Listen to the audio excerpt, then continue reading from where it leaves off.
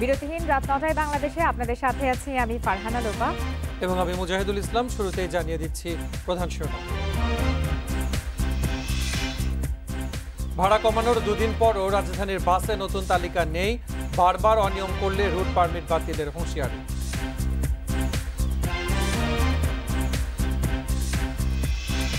নারায়ণগঞ্জে BNP police সংঘর্ষে শাওনের মৃত্যুতে স্বজনদের মামলা, আসামি অজ্ঞাত ৫,০০০।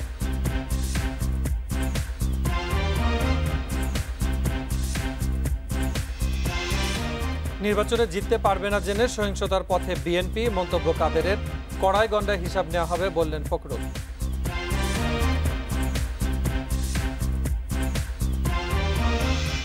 রাজধানীর কল্যাণপুরে পুলিশ পরিচয়ের শিক্ষার্থীকে অপহরণ ও শ্লীলতাহানির ঘটনায় ৭ দিনেও গ্রেপ্তার হয়নি কেউ, অভিযানের ভিড়।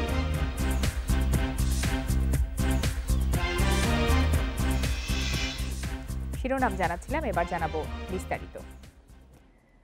জরিমানা করার পরও যেসব বাসে একই অনিয়ম বারবার হচ্ছে সেগুলোর তালিকা করা হচ্ছে বলে জানিয়েছে বিআরটিএ। বাড়তি ভাড়া আদায় বন্ধে পরিচালিত ভ্রাম্যমাণ আদালতের নির্বাহী ম্যাজিস্ট্রেটরা জানান, এ ধরনের গাড়ির রুট পারমিট বাতিলের সুপারিশ করা হবে। এদিকে ভাড়া কমানোর ২ দিন পরও কোনো বাসে মেলেনি নতুন চার্ট। শুক্রবার রাজধানীর কলাবাগানে বাসের যাত্রীদের চার্ট অনুযায়ী ভাড়া দেওয়ার নির্দেশনা দিতে দেখা গেছে বিআরটিএর ভ্রাম্যমাণ আদালতের প্রতিনিধিদের। তবে যে চার্ট দেখে ভাড়া দিতে বলা হয়েছে তা নতুন নয়, আগের চার্ট। জানিয়ে ক্ষোভ দেখা গেছে যাত্রীদের মধ্যে। অ্যাকচুয়ালি কত ভাড়া এটা তো আমরা নিজেরাই জানি না। নতুন চার্ট তো টাঙ্গায় না এখনো গাড়িতে। ওনারা যা বলবে আমাদের তো যেতে হবে, এখন কিছু করার নেই। প্রতিবাদ করার সেটা তো আমরা করি, যদি তারা আর কি কমায় নেয় তো কমায় নিল, না নিলে তো কিছু করার নাই। অভিযোগগুলো আসে অভিযানের পরে, সেই অভিযোগগুলো নিয়ে কাজ করা হয় কিনা, সেগুলোকে বাস্তবায়ন করা হয় কিনা, যাত্রীদের যে সমস্ত অভিযোগ থাকে সেগুলো কতটুকু কারেকশন হচ্ছে কি হচ্ছে না, সেটা কিন্তু আমার যে এক্সপিরিয়েন্সে যা বলে যে হচ্ছে না। বাসের চালকরা বলছেন ভাড়ার নতুন চার্ট এখনো তাদের হাতে পৌঁছেনি। এটি তাদের নয়, মালিকদের বিষয় বলেও জানান তারা। আমরা যে নতুন যে বর্তমানে যে চার্টটা হয়েছে, চার্টটা আমরা এখন পর্যন্ত হাতে পাই না। আর এর প্রথম তেলের দাম বাড়ার পরে যে চার্টটা ছিল, এই চার্টটা আমরা পাইছি। বাস ভাড়া নতুন চার্ট না থাকলেও আগের চার্ট ধরেই অভিযান চালিয়েছেন বিআরটিএর ম্যাজিস্ট্রেটরা। তবে বারবার জরিমানার পরও যাদের বাড়তি ভাড়া আদায় ঠেকানো যাচ্ছে না তাদের বিষয়ে দেওয়া হয়েছে কঠোর পদক্ষেপের হুঁশিয়ারি। নতুন করে যে অভিযানটা হচ্ছে, অতিরিক্ত ভাড়া যারা বারবার আদায় করছে এই সমস্ত গাড়ির তালিকা আমরা কয়েকটি করেছি এবং আরও দেখছি, আমরা এটা রিপোর্ট করব। যারা বারবার এরকম করতেছে তাদের নামে আমরা আসলে লিখব এবং পরবর্তীতে আমাদের চেয়ারম্যান স্যারের যেটা নির্দেশনা যে রুট পারমিট বাতিল করবেন। তবে ওয়েবিল পদ্ধতির গণপরিবহনের বিরুদ্ধে কেন চূড়ান্ত পদক্ষেপ নেওয়া হচ্ছে না সে প্রশ্নের কোনো সুস্পষ্ট জবাব মেলেনি। Suman Tanvir, independent news, Dhaka. নারায়ণগঞ্জে পুলিশের সঙ্গে বিএনপির সংঘর্ষে শাওন প্রধানের নিহতের ঘটনায় অজ্ঞাত ৫,০০০ জনকে আসামি করে হত্যা মামলা হয়েছে। সকালে সদর মডেল থানায় মামলা করেন নিহতের ভাই। এদিকে শাওনের বাড়িতে তার স্বজনদের সঙ্গে দেখা করেছেন বিএনপি মহাসচিব।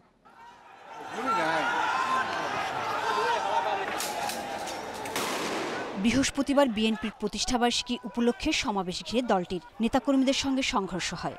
এক পর্যায়ে পরিস্থিতির নিয়ন্ত্রণে রাবার বুলেট ও টিয়ার শেল নিক্ষেপ করে পুলিশ।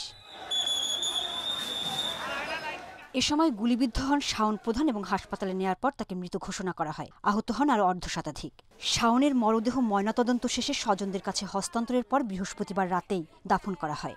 এদিকে শাওনকে যুবলীগ কর্মী দাবি করে হত্যার বিচার চেয়ে বিক্ষোভ করেছে আওয়ামী লীগ। সে বিএনপি রাজনীতি জানেও না, সে আওয়ামী লীগ করে। আমরা যে চাওয়া আমাদের শাওনের বিচারের হত্যার বিচার চাই আমরা। এই ঘটনায় অজ্ঞাত ৫,০০০ জনকে আসামি করে মামলা দায়ের পর নিহতের ভাই ফরাদ প্রধান দোষীদের দ্রুত গ্রেপ্তারের দাবি জানিয়েছেন। আমার ভাই মারা গেছে, যেটা হত্যার আমরা বিচার চাই। এদিকে ময়নাতদন্ত রিপোর্ট এবং ঘটনার সময়ের ভিডিও ফুটেজ দেখে আসামিদের শনাক্ত করে ব্যবস্থা নেওয়ার কথা জানিয়েছে পুলিশ। তদন্ত সাপেক্ষে এবং পোস্টমর্টেম রিপোর্ট প্রাপ্তি সাপেক্ষে আমরা এর রহস্য উন্মোচন করতে পারবো। এর সাথে কারা জড়িত বা কিভাবে তার মৃত্যু হলো সেটি আমরা জানতে পারবো। ফতুল্লার পঞ্চবটি নবীনগরের শাওনের বাড়িতে স্বজনদের সঙ্গে দেখা করেন বিএনপি মহাসচিব মির্জা ফখরুল ইসলাম আলমগীর। এই হত্যাকাণ্ড মানুষের গণতান্ত্রিক আন্দোলন সংগ্রামকে হত্যা বলে মন্তব্য করেন তিনি। হত্যা এটা শুধু একজন ব্যক্তিকে হত্যা নয়, এটা একটা আদর্শকে হত্যা, এটা মানুষের গণতান্ত্রিক সংগ্রামকে হত্যা। আমরা এই জন্যে তীব্র নিন্দা জানাচ্ছি। হত্যায় জড়িতদের দ্রুত গ্রেপ্তার ও শাস্তির দাবি বিএনপি মহাসচিবের। Independent News. মানিকগঞ্জ নেত্রকোনায় পুলিশ ও বিএনপি নেতাকর্মীদের সংঘর্ষের ঘটনায় মামলা হয়েছে। মানিকগঞ্জে 33 জনের নাম উল্লেখ সহ অজ্ঞাত 2500 জনের নামে মামলা করেছে সদর থানা পুলিশ। গতরাতে মামলাটি করেন মানিকগঞ্জ সদর থানার উপপরিদর্শক মোহাম্মদ আব্দুল লিটন। এদিকে নেত্রকোনায় সদর ও মদনে বিএনপি পুলিশ সংঘর্ষে আহতের ঘটনায় পুলিশ বাদী হয়ে আলাদা দুটি মামলা করে। দুই মামলায় 792 বিএনপি নেতাকর্মীকে আসামি করা হয়েছে। নেত্রকোনা মডেল থানার ওসি খন্দকার শাকের আহমেদ জানান, পুলিশের ওপর আক্রমণ, সরকারি কাজে বাধা দেওয়ার অভিযোগে বিএনপি নেতা আব্দুল্লাহ আল মামুন রনি খানকে প্রধান করে 33 জনের নাম উল্লেখ সহ আরও 500 জনকে আসামি করা হয়েছে। এছাড়া পুলিশ আহতের ঘটনায় মদন থানায় 29 জনের নাম উল্লেখ করে অজ্ঞাত 230 জনকে আসামি করে মামলা করা হয়।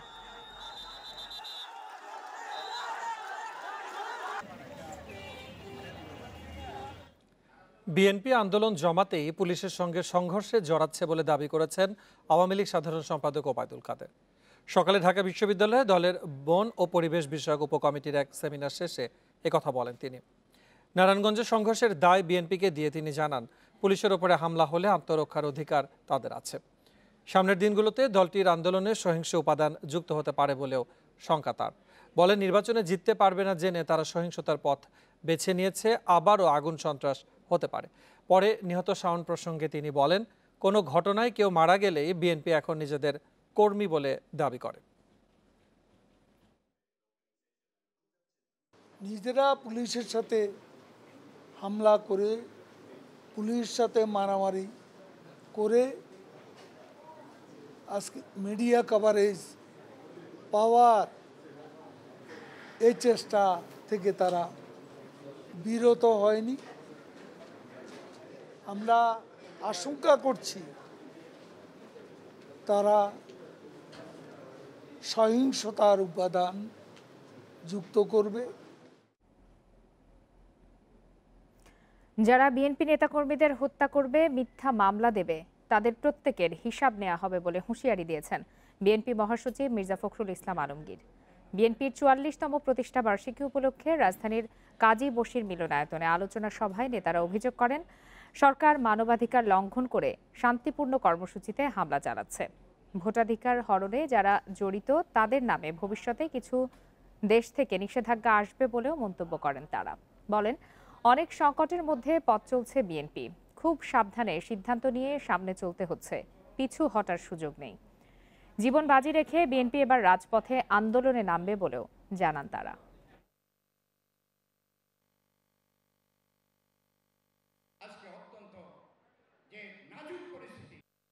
মানুষের ভোটাধিকার কেড়ে নেওয়ার সাথে জড়িত ব্যক্তিদের বিরুদ্ধে নিষেধাজ্ঞা আসবে, নিষেধাজ্ঞা আসবে। দুর্বার আন্দোলন হবে, সেই আন্দোলনে আমরা কেউ মাঠ ছেড়ে যাব না। কেউ যদি 1 ট্রাকে নিয়ে আসে, আমরা 10 ট্রাকে নিয়ে আসবো। আমরা কাউকে ছাড় দিয়ে কথা বলবো না। আমি হুঁশিয়ার করতে চাই, যারা এই ধরনের মিথ্যা মামলা করবেন, যারা এই ধরনের গুলি করে আমাদের নেতা কর্মীদেরকে হত্যা করবেন, গণতন্ত্রের কর্মীদেরকে হত্যা করবেন, নেতাদেরকে হত্যা করবেন, তাদের প্রত্যেকের সমস্ত হিসাব করায় গণনায় নেওয়া হবে। বিএনপির নৈরাজ্য ঠেকাতে পুলিশের পাশাপাশি নেতাকর্মীদের নিয়ে মাঠে থাকার ঘোষণা দিয়েছেন যুবলীগ চেয়ারম্যান শেখ ফজলে শামস পরশ। সকালে রাজধানীর ফার্মগেটে ঢাকা উত্তর যুবলীগ আয়োজিত বিক্ষোভ সমাবেশে এই ঘোষণা দেন তিনি। এ সময় শেখ ফজলে শামস পরশ বলেন, লন্ডন থেকে বিএনপি নেতা তারেক রহমান তার কর্মীদের ভুল পথ দেখাচ্ছেন, নিজে নিরাপদে থেকে কর্মীদের বিপদের দিকে ঠেলে দিচ্ছেন। পরে নারায়ণগঞ্জে নিহত শাওন যুবদল কর্মী নয় বলে দাবি করেন শেখ ফজলে শামস পরশ। বলেন, শাওনকে নিজেদের কর্মী দাবি করে সুবিধা আদায়ের চেষ্টা করছে বিএনপি। পরে বিক্ষোভের নামে বিএনপির তাণ্ডব ও পুলিশের উপরে হামলার প্রতিবাদে ফার্মগেটে বিক্ষোভ মিছিল করে যুবলীগের নেতাকর্মীরা।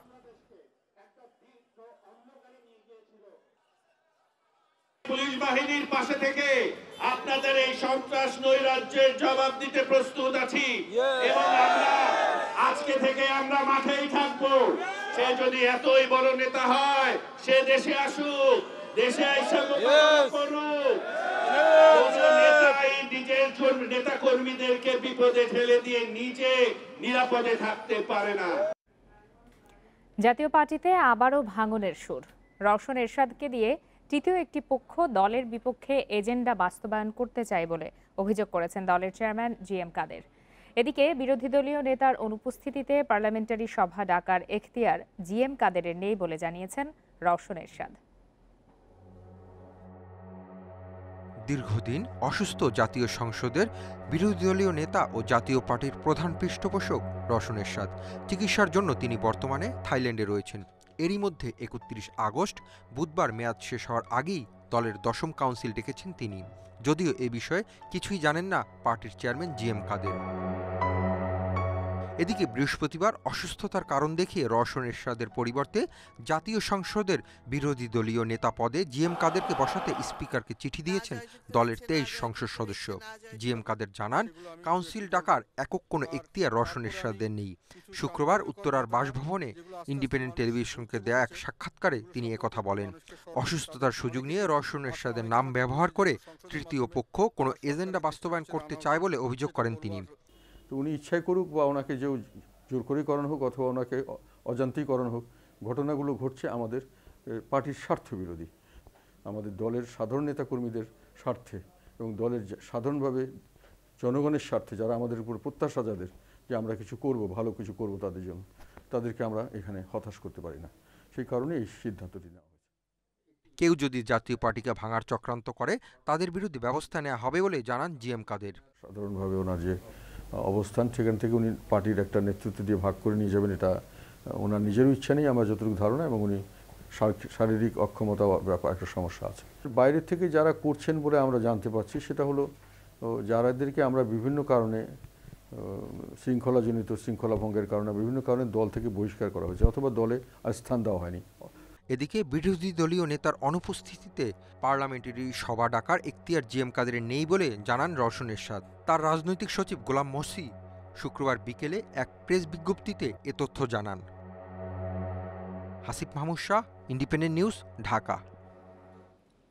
রাজধানীর কল্যাণপুরে দিনে দুপুরে পুলিশ পরিচয়ে ঢাকা বিশ্ববিদ্যালয়ের শিক্ষার্থীকে অপহরণ করে শ্লীলতাহানি ও লুটপাটের ঘটনায় 7 দিনেও কাউকে গ্রেফতার করতে পারেনি পুলিশ। সিসিটিভি ফুটেজে দেখা যায় 25 আগস্ট দুপুরে কল্যাণপুর শাহী মসজিদের সামনে থেকে মোটরসাইকেলে তুলে নেওয়া হয় ওই ছাত্রীকে। পুলিশ পরিচয় দেওয়া ব্যক্তিকে গ্রেফতারে অভিযান চালাচ্ছে ডিবি। 25 আগস্ট দুপুর 1:15 কল্যাণপুরের বাস থেকে নামেন ঢাকা বিশ্ববিদ্যালয়ের এক শিক্ষার্থী। 1:16 একটি মোবাইল ব্যাংকিংয়ের দোকানে টাকা তুলছেন তিনি। 2 মিনিট পর রিকশায় বাসার দিকে রওনা হন সেই ছাত্রী। কল্যাণপুরের শাহী মসজিদের কয়েক গজ সামনে তাকে গতিরোধ করে একটি মোটরসাইকেল। রিকশা থেকে নামিয়ে ওই ছাত্রীর ব্যাগ চেক করেন। 6 মিনিট পর ছাত্রীকে মোটরসাইকেলে উঠিয়ে উল্টো দিকে চলে যান সেই মোটরসাইকেল আরোহী। কিছু দূরের আরও একটি ক্যামেরায়ও ধরা পড়ে যাওয়ার দৃশ্য।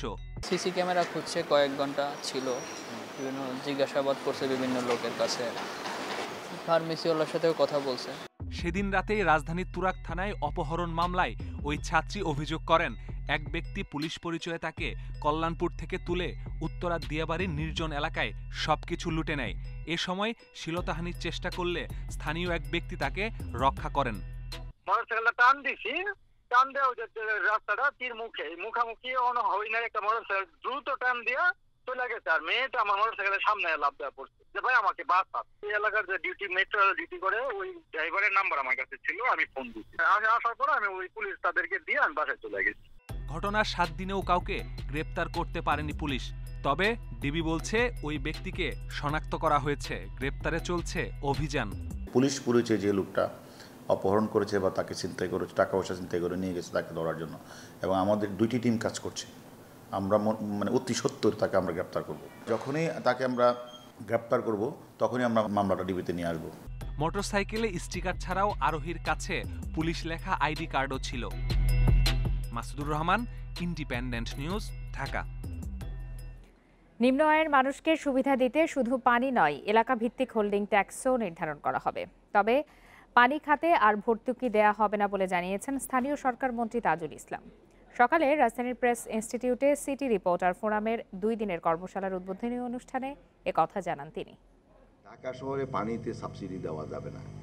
পানির দাম গরিব মানুষে বড় লোকের পানি খাওয়াবেন, গুলশানে বসবাস করেন আর যাত্রাবাড়িতে বসবাস করেন অথবা বস্তিতে বসবাস করেন, এবার সবাই কেন সম অপরচুনিটি ভোগ করবে? এই জন্য আমি বলছি জোন ভিত্তিক পানির দাম নির্ধারণ হবে। আমি অন্যদের জন্য বলছি পানিটা আমার অধীনে যেহেতু, এই জন্য আমি কথাটা জোর দিয়ে বলছি হোল্ডিং ট্যাক্সও আলাদা হবে। মানবাধিকার লঙ্ঘনের অভিযোগে যুক্তরাষ্ট্রের নিষেধাজ্ঞায় মার্কিন প্রশাসনের প্রতি কোনো অভিযোগ নেই বলে মন্তব্য করেছেন র্যাবের সাবেক মহাপরিচালক ও বর্তমান পুলিশ প্রধান বেনজির আহমেদ। জাতিসংঘ পুলিশ সম্মেলন শেষে নিউ ইয়র্কের এক নাগরিক সংবর্ধনায় তিনি কথা বলেন। বেনজির বলেন, এই নিষেধাজ্ঞা 4টি লবিস্ট ফার্মের $100 মিলিয়ন একটি প্রকল্প। পুলিশ সম্মেলন শেষে যুক্তরাষ্ট্রের জ্যাকসন হাইটসের কাছে গুলশান টেরেস মিলনায়তনে যুক্তরাষ্ট্র নাগরিক কমিটি আয়োজিত এই সংবর্ধনায় পুলিশ মহাপরিদর্শক আরও বলেন, নিষেধাজ্ঞার বিবৃতি অনুযায়ী 2009 সাল থেকে যে 600 মানুষকে গুম করা হয়েছে সে সময় তিনি র্যাবে ছিলেন না। বেনজির আহমেদ আরও বলেন, যারা 70 সালের নির্বাচনে বঙ্গবন্ধুর নৌকায় ভোট দেয়নি, যারা 71-এ মুক্তিযুদ্ধের বিপক্ষে ছিল, সেই গোষ্ঠী বার্ষিক $100 মিলিয়ন ব্যয়ে 4টি লবিস্ট ফার্ম নিয়োগ করেছিল।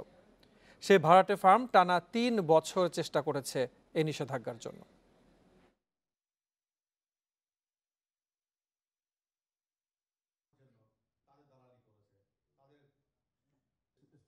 যদি আমাকে এই 600 লোক হারাই গেছে তার দাবি করে, তার জন্য যদি ব্যান দিতে হয়, তো ওই লোকগুলো কারা যারা পিছনে ছিল তাদের কি হবে? এখন এটার জন্য আমি আমেরিকান গভর্নমেন্টকে দায়ী করবো না। কারণ হচ্ছে এটার পেছনে রয়েছে 3 বছরের পরিশ্রম। 4টা লবিস্ট ফার্মকে নিয়োগ করা হয়েছে এবং প্রত্যেকটা ফার্মকে $25 মিলিয়ন করে দেওয়া হয়েছে। রাজধানীর বসিলা সংলগ্ন বুড়িগঙ্গা নদী থেকে এক যুবকের মরদেহ উদ্ধার করেছে নৌ পুলিশ। শুক্রবার দুপুরে হাজারীবাগের মেন্ডি ডেন্টাল রোডের শেষ মাথায় মরদেহ ভাসতে দেখে পুলিশকে খবর দেন স্থানীয়রা। পরে নৌ পুলিশ এসে ওই যুবকের অর্ধগলিত মরদেহ উদ্ধার করে। পুলিশ বলছে ওই যুবকের বয়স আনুমানিক 35 বছর। পরনে ছিল প্যান্ট ও টি শার্ট। এনআইডি ডেটাবেস থেকে জানা যায় ওই যুবকের নাম জাহাঙ্গীর আলম। তার গ্রামের বাড়ি চট্টগ্রামের সীতাকুণ্ডে। প্রাথমিক তদন্তে মরদেহে কোনো ধরনের আঘাতের চিহ্ন পাওয়া যায়নি বলে জানিয়েছে পুলিশ। ময়নাতদন্তের জন্য মিডফোর্ড হাসপাতালের মর্গে পাঠানো হয়েছে মরদেহ।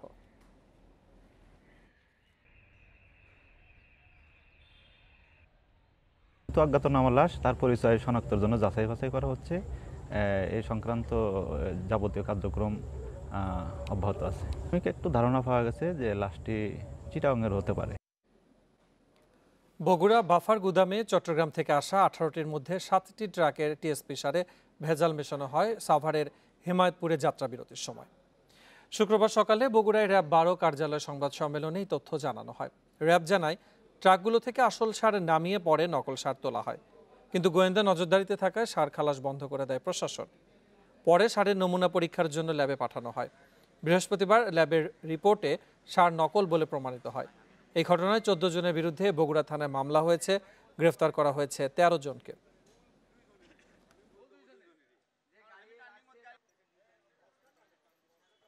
বাফার গুদামকে এই নির্দেশনা জারি করে যে কোনো সার পরীক্ষা নিরীক্ষা ব্যতীত গ্রহণ করা হবে না। পরবর্তীতে এই সারগুলোকে পরীক্ষার জন্য রাজশাহী যে প্রতিষ্ঠান আছে মৃত্তিকা উন্নয়ন গবেষণা প্রতিষ্ঠান, তারা এই সারগুলোকে পরবর্তীতে পরীক্ষা করে এবং আমরা পরবর্তীতে তার ফলাফল পাই যে সবগুলো সার নকল। স্থায়ী অভিবাসী নেয়ার সংখ্যা বাড়িয়েছে অস্ট্রেলিয়া। বছরে 1,95,000 স্থায়ী অভিবাসী নেবে দেশটি।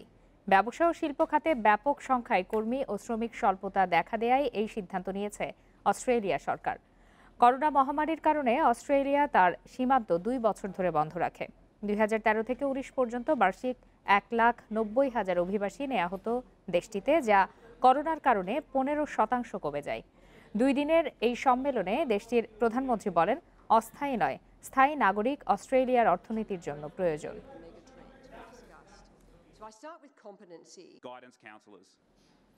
মিয়ানমারে ভোট কারচুপির অভিযোগে অং সান সুচিকে দোষী সাব্যস্ত করেছে দেশটির সামরিক আদালত। শুক্রবার তাঁকে 3 বছরের সশ্রম কারাদণ্ড দেওয়া হয়েছে। এদিকে 2020 সালের নির্বাচনে কোনো ধরনের কারচুপি হয়নি বলে মন্তব্য করেছেন নির্বাচন পর্যবেক্ষক দলের এক সদস্য। 2021 সালের ফেব্রুয়ারিতে সেনা অভ্যুত্থানের পর থেকে আটক আছেন মিয়ানমারের গণতন্ত্রপন্থী নেত্রী অং সান সুচি। তার বিরুদ্ধে দুর্নীতি, উস্কানি, নির্বাচনী ও রাষ্ট্রীয় গোপনীয় আইন লঙ্ঘন সহ বেশ কিছু অভিযোগ আনে জান্তা সরকার। এ পর্যন্ত বিভিন্ন মামলায় 17 বছরের সাজা হয়েছে সুচির, যদিও এসব অভিযোগ অস্বীকার করে আসছেন তিনি। 2020 সালের নির্বাচনে কারচুপির অভিযোগে শুক্রবার নতুন করে সুচিকে দোষী সাব্যস্ত করেছে দেশটির সামরিক আদালত। দেয়া হয় 3 বছরের সাজা। সুচির সঙ্গে তার দলের আরও 2 সাবেক সহযোগীকে একই মামলায় 3 বছরের সাজা দিয়েছে আদালত। এর ফলে 2023 সালের নির্বাচনে সুচির দল ন্যাশনাল লীগ ফর ডেমোক্রেসিকে বিলুপ্ত করার পরিকল্পনা আরও দৃঢ় হল। এদিকে 2020 সালের নির্বাচনে কোনো ধরনের কারচুপি হয়নি বলে মন্তব্য করেছে নির্বাচন পর্যবেক্ষক দলের এক সদস্য। আমরা নির্বাচনে কোনো জালিয়াতির প্রমাণ পাইনি। মিয়ানমারের অভ্যন্তরীণ নির্বাচন পর্যবেক্ষকরাও তেমন কিছু দেখেননি। জান্তা সরকার যে 25% ভোটার জালিয়াতির কথা বলছে, সেখানে আমাদের তথ্য উপাত্ত আমলে নেওয়া হয়নি।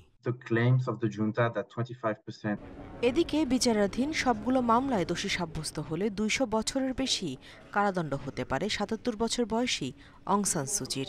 তবে সম্প্রতি জাতিসংঘের আহ্বানে সাড়া দিয়েছে দেশটির সেনাপ্রধান। জানান, সুচিকে নির্জন কারাবাস থেকে সরিয়ে গৃহবন্দী রাখার বিষয়টি বিবেচনা করা হচ্ছে। সামরিক আদালতে চলা সব মামলার রায়ের পর সুচির সঙ্গে আলোচনা হতে পারে বলে জানান তিনি। নুসরাত সেরিন, ইন্ডিপেন্ডেন্ট নিউজ। এশিয়া কাপে গ্রুপ সুপার 4 নিশ্চিতের ম্যাচে হংকংয়ের বিপক্ষে টস হেরে ব্যাট করছে পাকিস্তান। শারজায় শেষ খবরে বাবর আজমদের সংগ্রহ 1 উইকেটে 128 রান। মোহাম্মদ রিজওয়ান, বাবর আজমের ওপেনিং পার্টনারশিপ 13 রানের। এহসান খানের ইনজুরির কারণে জাতীয় দল থেকে ছিটকে গেছেন মিডফিল্ডার সোহেল রানা। মিস করবেন নেপাল ও কম্বোডিয়ার বিপক্ষে 2 আন্তর্জাতিক প্রীতি ম্যাচ, আনুষ্ঠানিকভাবে জানিয়েছে টিম ম্যানেজমেন্ট। এদিকে ফুটবলাররা কাটিয়ে উঠছেন ফিটনেস ঘাটতি। মাঝমাঠে দলের কৌশল নিয়ে ক্যাম্পের 6ষ্ঠ দিনেও শিষ্যদের নিয়ে কাজ করেছেন হাভিয়ের কাবরেরা। তুলনামূলক মেঘলা আকাশ, ঢাকায় সহনীয় তাপমাত্রা। ক্যাম্পের 6ষ্ঠ দিনে এমন পরিবেশে অনুশীলন করে ফুটবলারদের চোখে মুখেও দেখা গেছে স্বস্তি। তবে ফিটনেস ঘাটতি কাটাতে কাবরেরার কঠোর অনুশীলন এদিনও চলেছে একই ধাঁচে। উইথ বলে অনুশীলনের পাশাপাশি মাঝমাঠ নিয়েছিল বাড়তি মনোযোগ। প্রতিপক্ষের কৌশল আটকে কাউন্টার অ্যাটাক শিষ্যদের বুঝিয়েছেন কাবরেরা। আমাদের প্ল্যানিংটা দেখাচ্ছিল যে আমরা একদিকে গেম সিচুয়েশন অপোনেন্টকে ওইদিকে মনোযোগী রেখে সুইচ অফ প্লে করবো আমরা, ওইটাই মাঠে অ্যাপ্লাই করা হয়েছে। কোচ যেহেতু আলাদা, ওদের কোচিং ফিলোসফি আলাদা হবে, এটা নর্মাল, এটা আমরা সবাই জানি। আমরা আগে জেমির সময় যেটা খেলছিলাম, জাস্ট এখন এই কাবরেরার সাথে আমরা ওইটা অ্যাডজাস্ট, মানে ওর থিঙ্কিং অনুযায়ী আমরা অ্যাডজাস্ট করতে চাইতেছি। একটা প্ল্যান ওয়াইজ চলতেছি আর কি। আগে আমরা মিড ব্লক করতাম, এখন ওইটা মানে একটু নিচে নাই মার্কে ব্লক করতাম, তখন আমরা ওইটা মিড ব্লক করব এবং ওই প্রসেসে আমরা মানে কাজ করতেছি লং টাইম ধরে আর কি। যে কয়েকদিন আছে আমরা ওই প্রসেসেই আর কি কাজ করে যাব আর কি, যাতে এগেনস্ট হাফে এসে আমরা প্রেস করতে পারি এবং ওইখান থেকে বল উইন করে যাতে আমরা ফিনিশ করতে পারি। হাতে এসেছে ক্যাম্পের 3য় দিনে পায়ে চোট পাওয়া সোহেল রানার এমআরআই রিপোর্ট। 4 সপ্তাহের বিশ্রামে থাকতে হবে এই মিডফিল্ডারকে। ছিটকে গেছেন নেপাল ও কম্বোডিয়ার বিপক্ষে 2 ম্যাচ থেকেও। আসলে ওকে আমরা এই কম্বোডিয়া নেপাল টুরে পাচ্ছি না, ওকে 4 সপ্তাহ ডাক্তার বিশ্রাম দিয়ে দিচ্ছে। তো সুতরাং আমাদের এই 26 জন নিয়ে ক্যাম্প হবে আগামী 15 তারিখ, যখন আমরা দেশের বাইরে যাবো। 26 জন থেকেই 23 জনের টিম ডিক্লেয়ার করে আমরা ইনশাল্লাহ নিয়ে যাব। নতুন কোনো প্লেয়ার এখন আমরা আপাতত এখানে ইনক্লুড করছি না।